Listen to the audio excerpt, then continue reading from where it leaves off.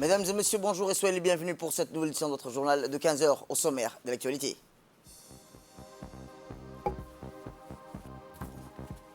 À la une dans l'actualité nationale, le ministre de l'Intérieur poursuit toujours sa tournée de prise de contact et cette fois-ci il s'est rendu à Dikil. Et enfin, inondation en Europe, le bilan des victimes des inondations s'alourdit. C'était les titres. Merci si vous nous rejoignez. Eh bien, dans le cadre de sa tournée de prise de contact, le ministre de l'Intérieur, M. Cyril Nour Hassan, accompagné du secrétaire général du ministère de l'Intérieur, Siraj Omar Abdelkader, et ses principaux conseillers se sont rendus dans le sud, précisément dans la région de l'Unité, pour une visite de travail. À son arrivée, le ministre de l'Intérieur a été accueilli par le préfet de la région de Dikil, M. Adendrar Moussa, le président du conseil régional, Abdelhamid Younous Arreh, ainsi que les parlementaires et autres personnalités de la région. Rappelons cependant que le ministre de l'Intérieur a entamé sa visite par un piquet d'honneur dressé en son honneur. Le détachement de la police de Dikil sous le commandement du lieutenant Osman Ismail Moussa.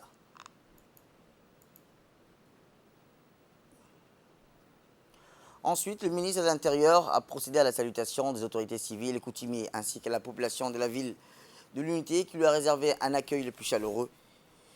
À la suite de quoi, la délégation ministérielle conduite par le ministre de l'Intérieur, Cyril Nour Hassan, a eu une réunion avec les parlementaires de la région, le sous-préfet, les responsables des services déconcentrés, les représentants de la société civile, de l'Union des femmes de Dikil. Au cours de cette réunion, le préfet de la région, Aden Darar, le président du conseil régional de Dikil, ainsi que les différents intervenants ont tour à tour le rôle souhaité. La bienvenue au ministre de l'Intérieur.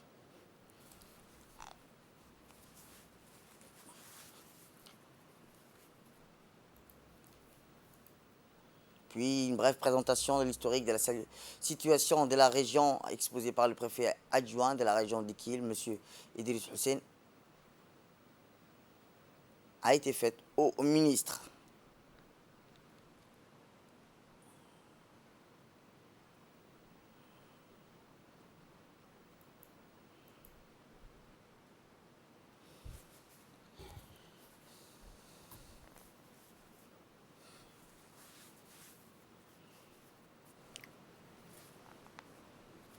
Un peu vous parler de l'historique. La région de Dikil voit le jour pour la première fois en 1925, mais c'est à partir de 1927 que le cercle de Dikil est créé. Et après ça, donc le premier fort est construit pour la première fois, les forts que vous avez vus ici, en 1926.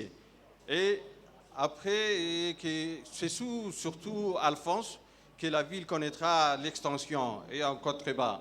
La région est divisée en 4 circonscriptions administratives, donc dont le chef-lieu est principal, la sous-préfecture de Yoboki, Asrela et Mouloud.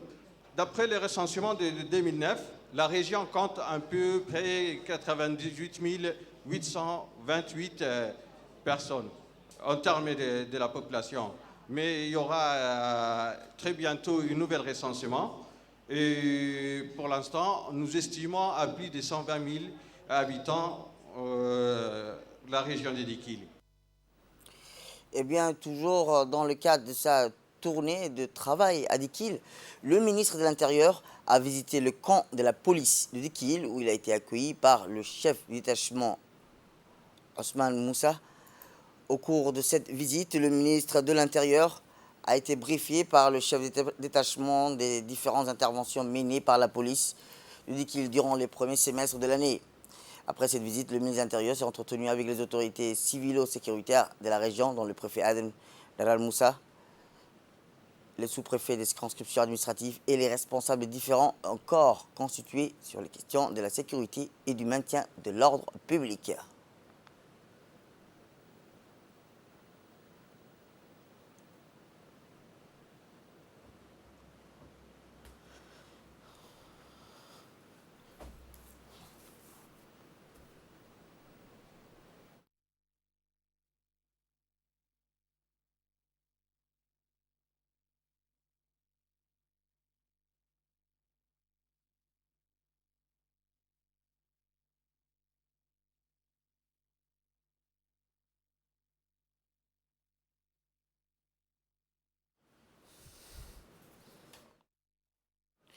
Eh bien, au terme de sa visite, le ministre Siré Ibn Hassan s'est entretenu dans l'après-midi avec les autorités coutumières de la région d'Ikil. Cependant, le chef coutumier lui a avant tout souhaité la bienvenue et fait des qui prévaut dans la région tout en formulant des doléances. Le ministre de l'Intérieur, quant à lui, dressait aux participants ses sincères remerciements quant à l'accueil et à l'honneur réservé à son endroit ainsi qu'à la délégation qui l'accompagne. Il finit son intervention avec la promesse de faire le nécessaire plutôt dans la mesure du possible pour remédier aux soucis soulevés au cours des différentes réunions tenues avec les communautés aucaroises sous toute sa diversité.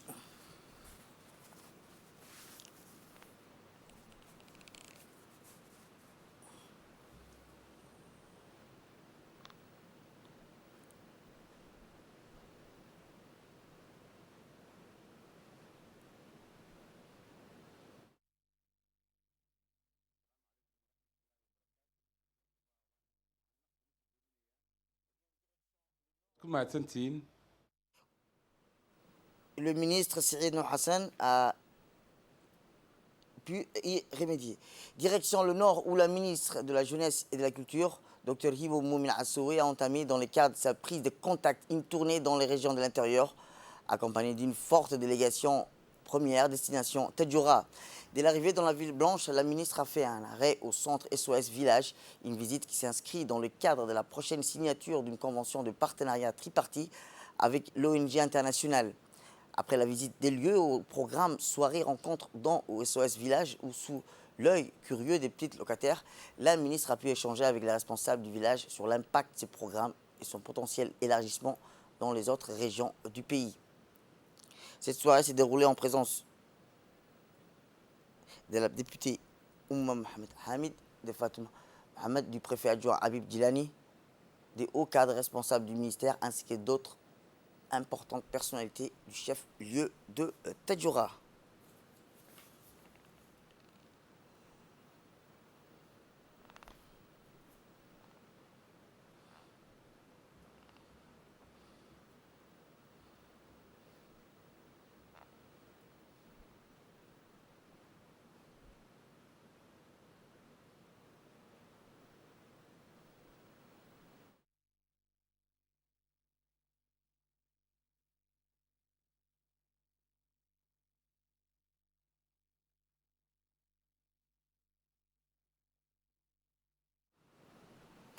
Écoutons la ministre à cet effet.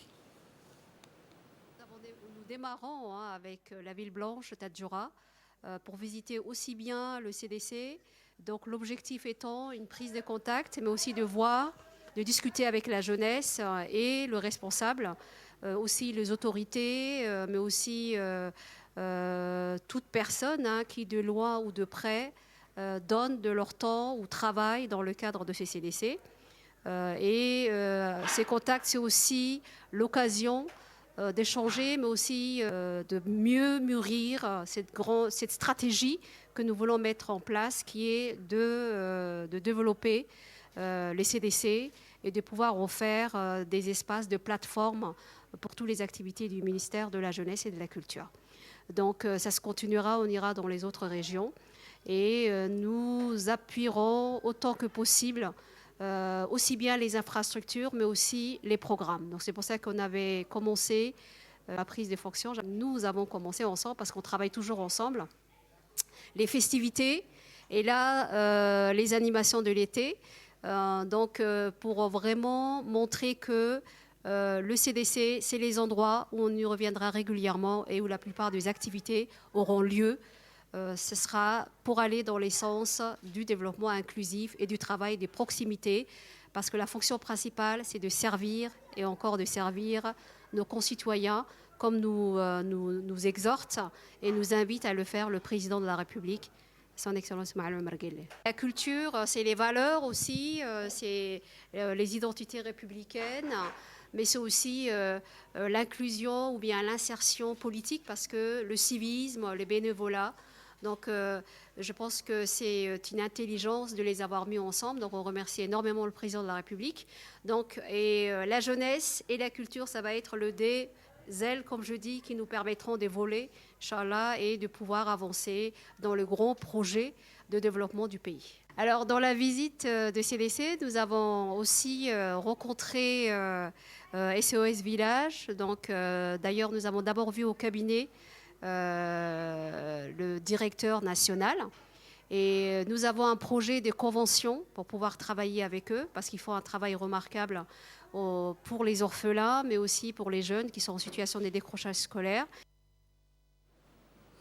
Retour à Djibouti, où le président de l'autorité des ports et des zones franches de Djibouti, M. Aboubakar Omar Hadi, a reçu l'actuel ambassadeur de la Turquie en République de Djibouti, M. Levent Sankia, en compagnie d'un ancien ambassadeur, Hussein Avout, reconverti en consultant pour des grands groupes turcs.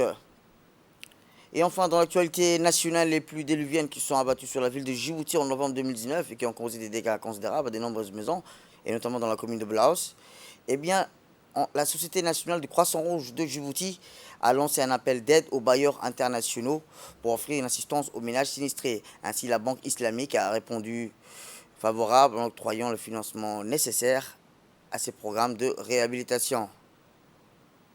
Ainsi, avec les précis concours, les services de la mairie et le Croissant Rouge a pu identifier plus de 100 ménages défavorisés dont soit la toiture, la latrine ont été endommagés.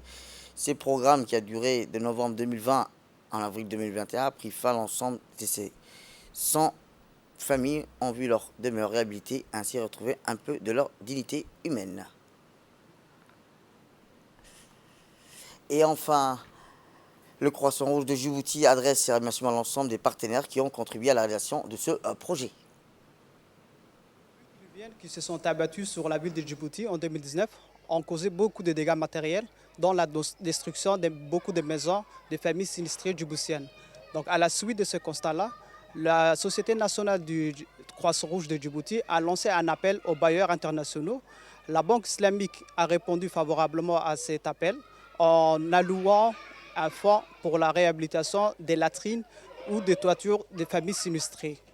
Donc, avec le précieux concours les services de la mairie, nous avons pu identifier 100 ménages sinistrés, fortement sinistrés, et répartir ce ménage-là en deux parties. 50 logements allaient bénéficier de la réhabilitation de toiture et 50 autres ménages de la réhabilitation des latrines, voire le renforcement de la superstructure. Donc, beaucoup de familles ont bénéficié, dont madame qui se tient à côté de moi. Elles ont pu retrouver, grâce à ce bailleur de fonds, leur dignité humaine. Et dans l'actualité internationale, 3 sportifs, dont 2 premiers cas enregistrés parmi les résidents du village olympique, ont été testés positifs au Covid-19, ont annoncé dimanche les organisateurs des Jeux olympiques de Tokyo. Les nationalités et les disciplines exercées par ces sportifs n'ont pas été précisées. Depuis l'arrivée des délégations, 4 sportifs ont été testés positifs, précise Tokyo 2020, qui va communiquer chaque jour le bilan des tests effectués quotidiennement sur les sportifs encadrants officiel accrédité pour les Jeux. Le comité international olympique a par ailleurs confirmé qu'un de ses membres sud-coréens, Sang Min-yu, a été testé positif dès son arrivée. C'est la fin de cette édition. Merci à vous de nous avoir suivis. Restez avec nous pour la suite de nos programmes télévisés.